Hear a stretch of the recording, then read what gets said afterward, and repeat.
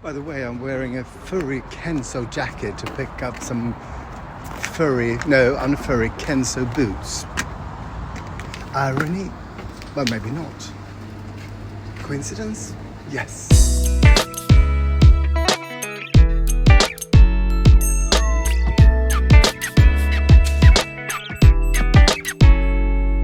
In today's episode, how do you do, welcome to Stories of My Life. So, I'm on my way to the corner store. Well, not quite my corner store, but a corner store, to get a packet. I bought something secondhand online. It's a hobby of mine. I hope it's a pair of Kenzo shoes, pair of boots, because I haven't really got any winter shoes. I've got these. Well, I got 3 winter shoes, but you can never have too much of anything. So let's go get them. Hey.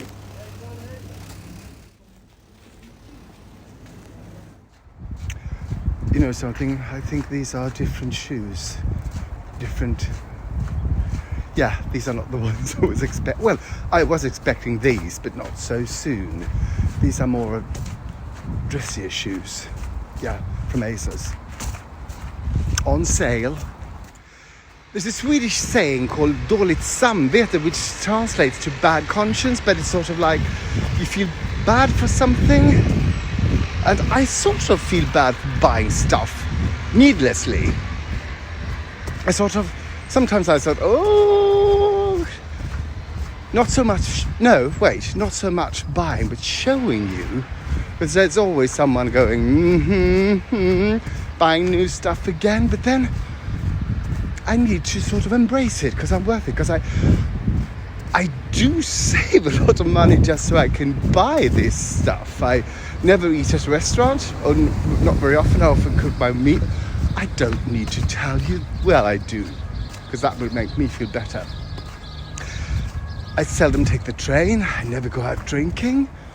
I don't buy other stuff, or I haven't really travelled, over 3 years. So, yes, I think I'm worth it. And I'm sure most of you think it's worth it as well. There's just some of you that will go, where do you keep all your shoes? That's too much. Yeah, there are some people like that.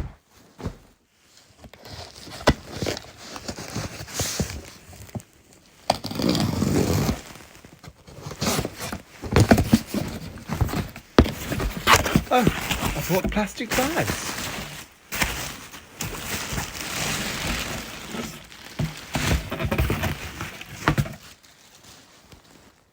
Right? Yes. Some stuff you just need to buy. Of course, these are far too unwarm to be wearing now because there's snow out, but first chance I get, I'm putting them on. Lovely. Now, people, it's time to go grocery shopping. Today is Monday, and it's the only free day I have this week because Tuesday, Wednesday, and Thursday I'm helping out on a secret mission for another theatre. So I won't be able to show you much those days. So enjoy me while you can, as the French says. Well, they say, don't they?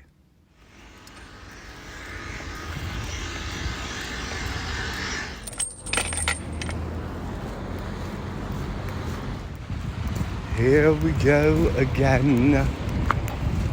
Let's start going. Yeah, I'm gonna get a big one. There's a little segment I'm posting especially for Carmen, who absolutely loves Swedish semla or semla. This is a vaniljsemla. This, I guess, is a regular semla. This is something called wienersemla. Oh, that's the thing called wienersemla. This is saffron. This is, I don't know what, this is something really good looking semla. And this is a sellelwrap. And of course, vegan.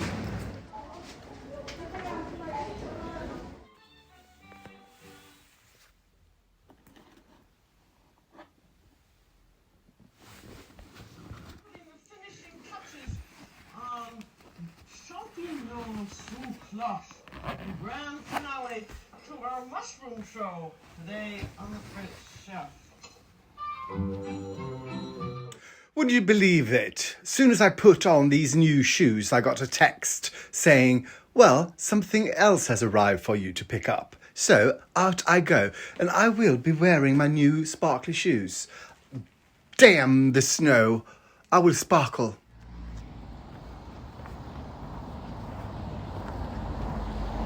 It's a shame the sun has disappeared behind the houses, because otherwise I bet these would just sparkle. By the way, I'm wearing a furry Kenzo jacket to pick up some unfurry Kenzo boots. Irony? But maybe not. Coincidence? Yes.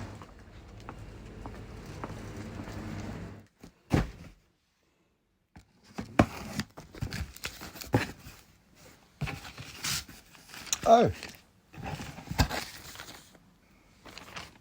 French literature.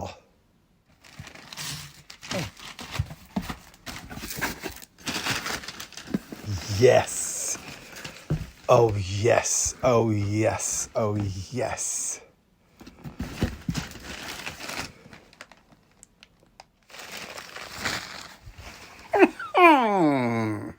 Hello and welcome to What's Cooking Good Looking, a vegan cooking show where I, Robert Roybus, from the famous tea company and also a legendary reluctant womanizer, teaches you how to cook vegan food. Today, chickpea pasta. Many is the fun you can have with pasta. I myself have laughed a lot with spaghetti, and now I suddenly realize I'm supposed to be French, not Swedish. So, yes, disregard the previous sort of Swedish chef appearance. Let's start cooking. That's not French? Let's start le coq. You start with mise en place, which means you get things ready. You chop up the onions, you peel the garlic, you see that you have all the ingredients. It's kind of tedious, but it saves you a lot of time and heartache or headache later on when you realize, damn it, I'm all out of X, Y, and Z. And I haven't peeled, and I haven't found, Yeah. So, yeah, I'm going to get an onion. You start by putting 2 tablespoons, not 2 deciliters, of olive oil in a wok or a frying pan or a whatever. Something that you can fry onions in and then pour stuff on and sort of turn it into sauce. So, whatever you have, do it. When this oil gets hot, I will put 1 finely chopped onion. That was not a complete sentence, was it? I will put a finely chopped onion in this warm oil. Is it starting to bubble? Yeah. So in it goes. And then you're supposed to add 3 garlic cloves, but me, being who I am whom I am, will add 5. This is 5, right? Yeah. So I will add it. And today, just for fun, I'm trying to crush the garlic in one of those pestles. And they keep shooting out. But there's a Swedish saying, skam den som ger sig, shame for giving up. So I continue. So this was not a good idea. I will not be doing this again. It's sort of impossible to turn it into a paste. Anyway, into the onions. Oh, it goes. Then you add a teaspoon of rosemary and half a teaspoon of chili flakes. 2 tablespoons of tomato puree. 2. Then you let this sort of percolate. I think I read somewhere that the tomato puree is supposed to turn darker. And I think that's the way that, I'm not sure about this at all. The sugar in the tomatoes turns sweeter, I think. Not sure about this. If you know, tell me.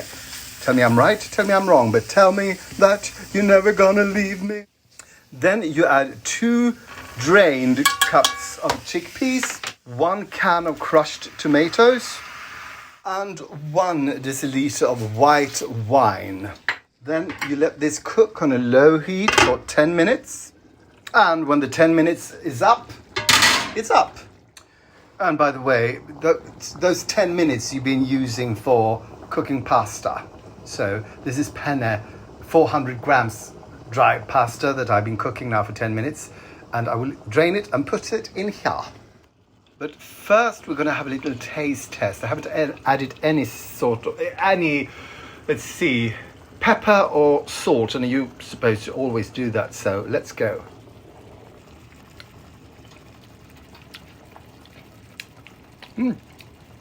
Quite nice.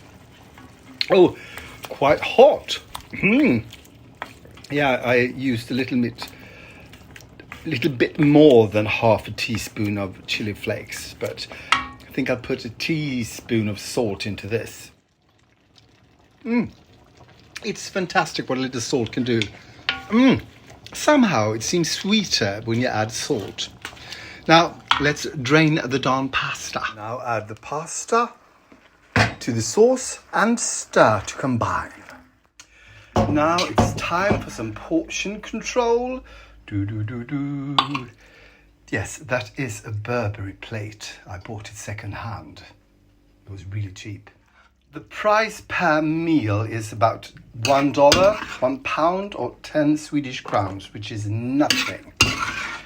Imagine if you bought this in a restaurant or in a sort of supermarket, pre-cooked. You have to heat it up yourself. Now you save a lot of money, so you can buy a lot of nice things. Now sprinkle some vegan Parmigiano on top, and then let's eat. People, let's start with the salad and afterwards the great pasta. Now the moment you've all been waiting for, the taste test.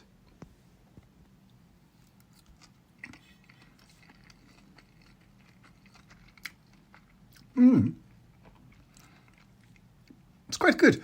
Nothing sort of wow, but then everything you eat doesn't have to be wow, because it can just be sort of really good. I did not salt the pasta. Taste. No, I need more salt. Bon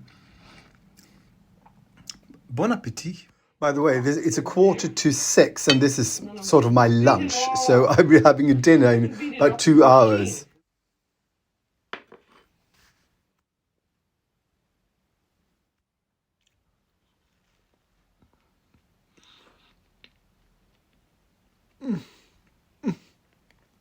Hello and welcome to What's Cooking Good Looking, where I, Rudolf Fledermaus, from German descent and also a famous nature photographer with tastefully nudes, exhibited somewhere in an atelier, but never mind that. Now we're going to make potato pie.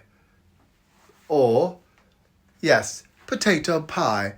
Easy, breezy, lovely. So let's get to going. First, you cook 800 grams of potatoes and mash them or put them through a sieve or whatever. They're supposed to look like, well, doughish. Then you put half a deciliter in a frying pan. And when it gets hot, you will add 2 chopped up onions. I love the smell of hot olive oil.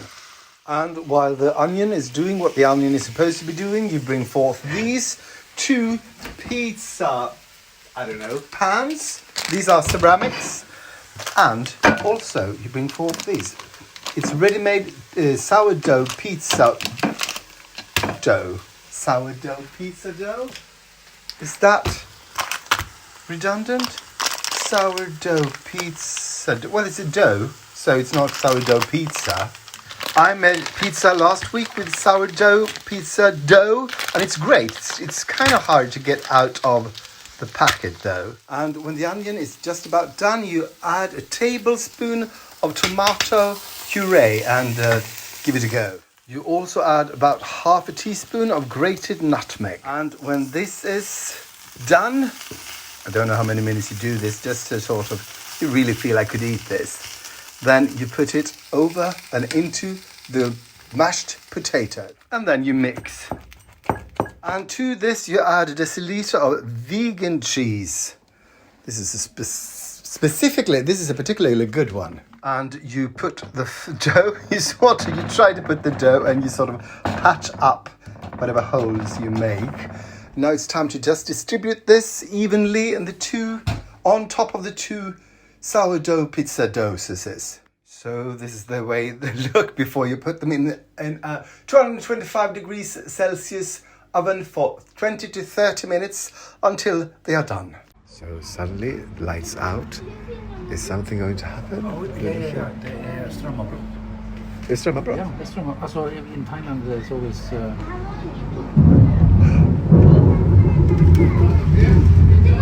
Here we go, people. Usually I don't eat after 8 o'clock at night, but I think now I have to. Here we go, people. I just put some crushed pepper on top.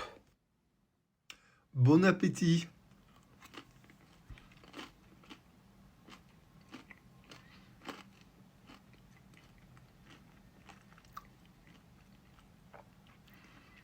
This is really weird. It is. If you gave this to me, I would say it's a potato pierogi. It tastes exactly like a potato pierogi. But it's a pie. It's a pie. It's a potato pierogi pie. And it's good. Me want more. Thank you for watching and for liking, commenting, subscribing and following. It really helps, and something to do with the internet and the algorithm, I think. So thank you so